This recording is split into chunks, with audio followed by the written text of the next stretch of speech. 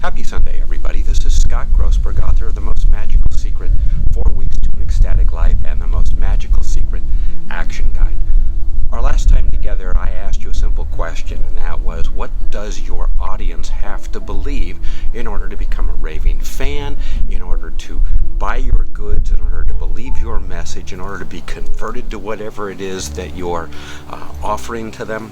Today, I want to explore the inverse of that, and it very simply comes down to the question, what do you have to believe about your audience? So let me explain this to you and why I think it's so important that we as magicians understand our own beliefs about our audience.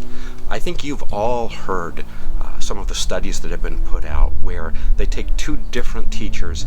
They tell one teacher that the class, who secretly is underperforming, but they tell the teacher that this is a class of overachievers and of straight A students.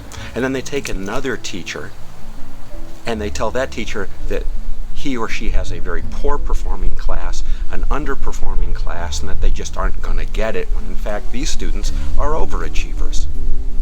And after these teachers who come in with a belief about their students have a chance to actually perform, and then the students are tested, guess what? The teacher who believes that his or her class is going to outperform and outshine and outdo everybody else actually does that, even though in a vacuum that class might really be an underperforming or under-testing group.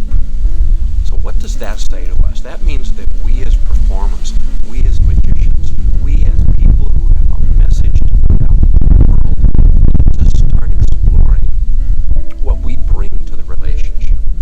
It's one thing to ask what your audience has to believe. I think it's even more critical now that as part of our managing your audience pillar that I've told you about, again, remember there are three things. It's managing your magic, managing your audience, and then managing your doing, which we'll get to a little bit later. But managing your audience comes down to what do you believe? And I've seen a number of self-help gurus and performance coaches and public speakers who really do walk around thinking that the rest of the world has their money and it's their job, they're just going to get it back. Well, that's one approach. So what do you think the audience is going to feel as part of their user experience? I know others who believe that they work primarily with broken people, that the people in their audience are fractured, are hurt. Well, what do you think the audience is going to feel and experience as part of the message that is put across? When I work with people, I have a fundamental belief about my audience, and that's that they are magical, and that my magic is helping others discover their magic. So you can imagine what that audience is intended to feel. What is it that you bring? What are your presumptions? What are your assumptions? What are your beliefs? What is your knowledge about the audience that you're working with? Until you can actually articulate what you believe about your audience, I think your message is going to suffer and be vague, and in fact, in some cases, be counterproductive to what you really want to achieve. So, for the coming week, here's the commitment I would like from you. I would like you to sit down and write out all the beliefs you have about the audience. And by audience, I mean your customers, your clients, people you come in contact with.